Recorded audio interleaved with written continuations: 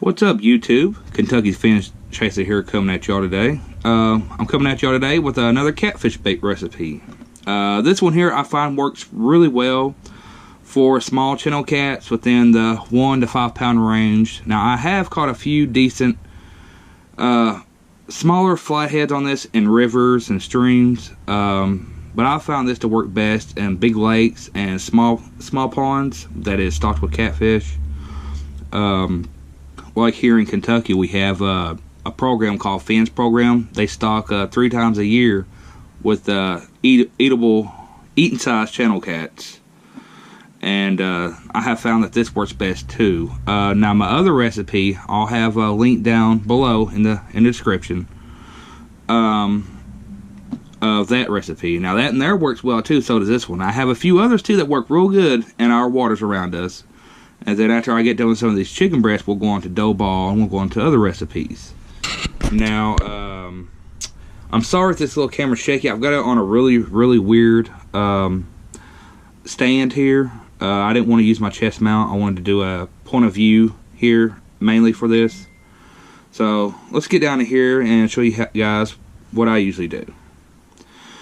All you need is one good little piece of chicken breast. I don't use much. I just make up one piece because sometimes it works and sometimes it doesn't. Okay, get you a flaying knife, cutting board. You guys know the drill. And I got some cherry Kool-Aid here. You can use cherry Kool-Aid. You can use lemon lime. You can use any of them that you want, really. But I find that the cherry Kool-Aid works the best, and the Jello cherry works pretty good too. I forgot to get the cherry Jello, but we'll go ahead and use the Kool-Aid for today for demonstration purposes, you know. But all you really need to do really is let me try to get my camera up here. All you need to do is come down the middle here and cut your chicken breast. You don't need a real big chunk, okay, especially if you're fishing for channel cats. I mean, you can use bigger chunks if you want to, and all you got to do is cut it up into, you know, just depending on what size hook you use, depends on how big you want it. Now that's a pretty good size piece. Here's my thumb compared to it, okay? It's pretty good size. And that's about the size I like using for my channel cats. They work pretty well. Sometimes the bluegill will nick at them, and that's why I like to use a little bit bigger piece, because the bluegill will sit there and pick and nick at those sometimes. And it gives a better chance for the bait to stay on the hook when you're using a bigger piece.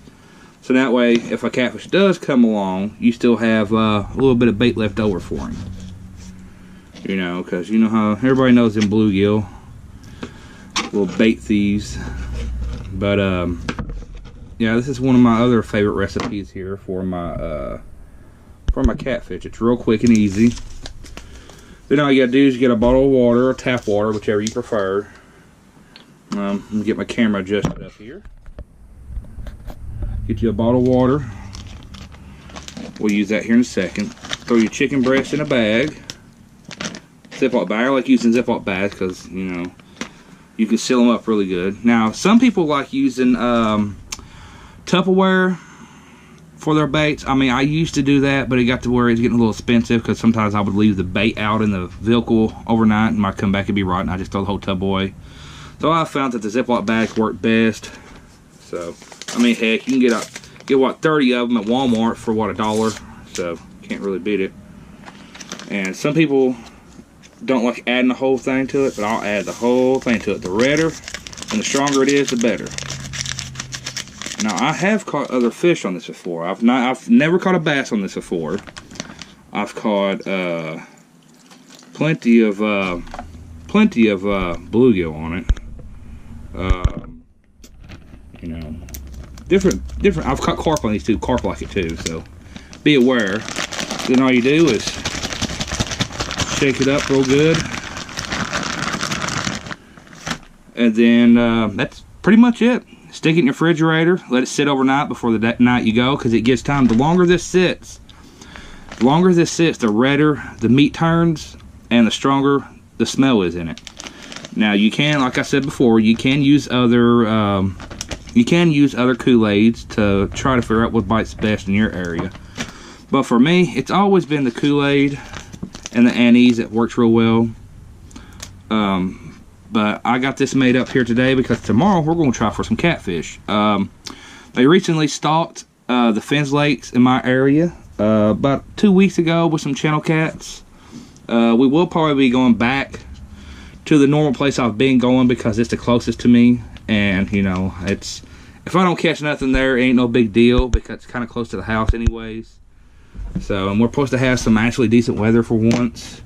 Let me get out of the way here and show you guys the weather for tomorrow.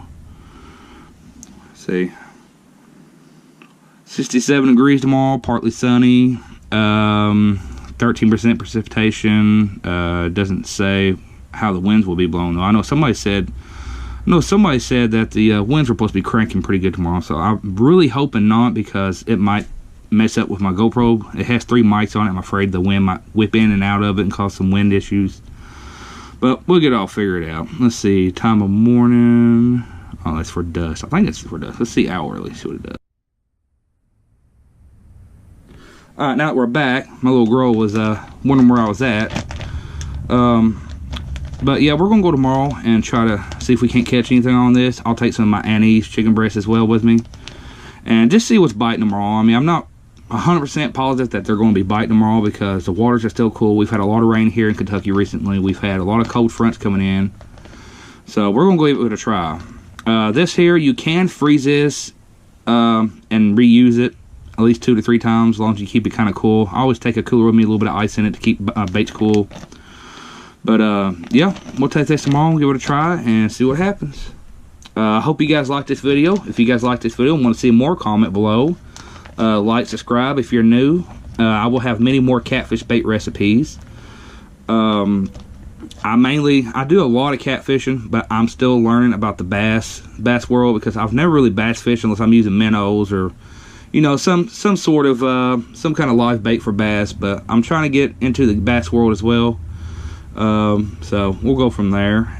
But yeah, guys, if you guys like what you see, like, comment, subscribe, and let me know what you think about it. And if you guys try this, let me know how it works in your area. All right, bye guys.